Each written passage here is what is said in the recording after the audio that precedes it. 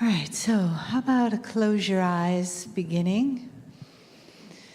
Taking a nice full breath into the body and letting it out with a big sigh. Great. And let's do that again. Good.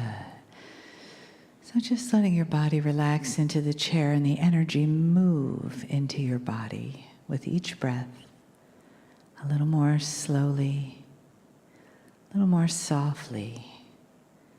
Breathing in, breathing out. Settling in your chair. Feeling the wave in the room of information, and followed by the wave of love of the family, of the entourage of Kryon. And if you breathe into your heart, just softly and fully, you make a space for that wave of love. So let it in and let it come through. Let it pass through you, leaving you with the gift of divine love, of your divine purpose here today, and here on the planet. The love that we share as family, and the purpose of healing, the purpose of becoming one on this planet, the I am divine. And opening your hearts and your minds to that one place where the all that is comes with blessings, comes with messages, comes through with teachings from the many and from the one.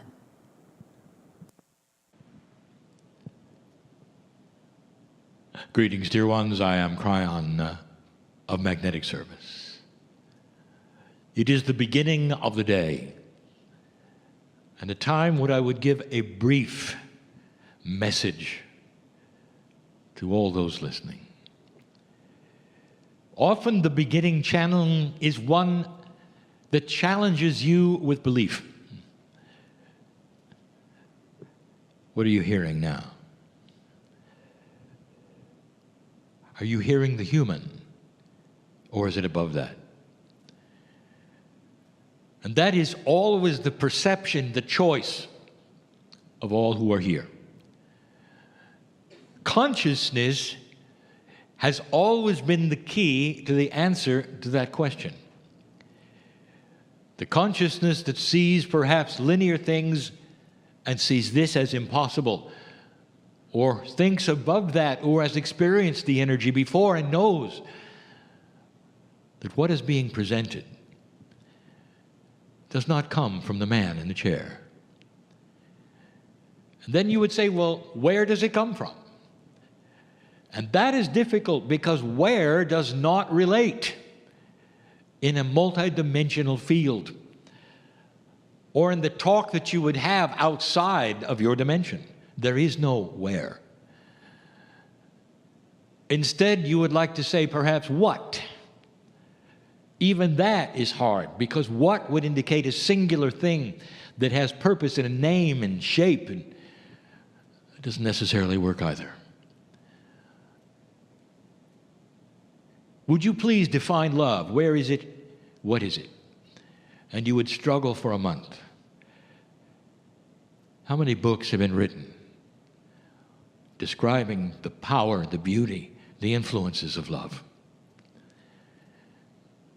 The answer is that it is everything. It can be everywhere. It's not even spoken, it's in the eyes. It's a multidimensional thing between humans, between child and human, between you and an animal, and back. It's indescribable.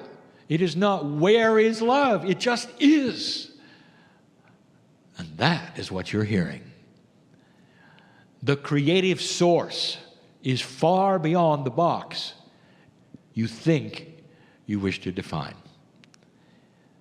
It is not something that is unusual, dear human being. You live in the box because that is the way of it.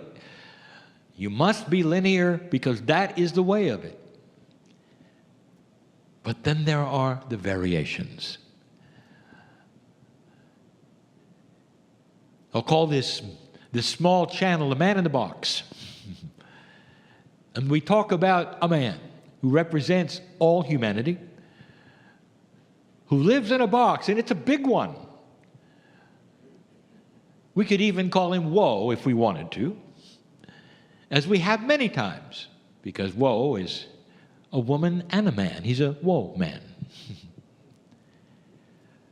And if you ask Woe, he's very pleased with his box. Everything he needs is there. Woe, like most humans who grew up in survival, in having to do certain things, certain ways in order to accomplish life in general, who obeyed his parents, who did what he was told, went to school, learned what they had to give him, which was linear. No matter what his trade, he came out with those things which were known, which were linear. And then he lived the rest of his life in the fashion that was logical, linear, made sense for him, and he liked it. Many would not even call that a box. They would say, no, that's just life. But dear ones, it is a box. It has limitations on what that would do with Woe. How would he think? What would he do next? What would he do when presented with things that were different? Well, in this room, Woe is aware there are many doors. And those doors represent different boxes. And he also knows, as the linear man he is, that if he goes through the door, he will then have another box. Slam the door, he will be in that box. And the box is often called religion, or culture, belief. And it would change his paradigm of consciousness and thinking. And he has met those from other boxes, who would say, whoa, my box is just as big as yours, only it's better. Because, whoa, I've learned something. There's this prophet that knows things, and you can follow this prophet, and whoa has said, I don't wish to. My box is okay. Door after door, he would meet people from the different boxes, would say, this is a better life than you have, because we've got something to follow you don't have. And woe says, I'm happy with myself. Door after door. It seemed like the longer he lived, the more doors they were, and some of them seemed absurd. Woe was happy where he was. And then he met someone who said, whoa, I've got a box. That's a little different.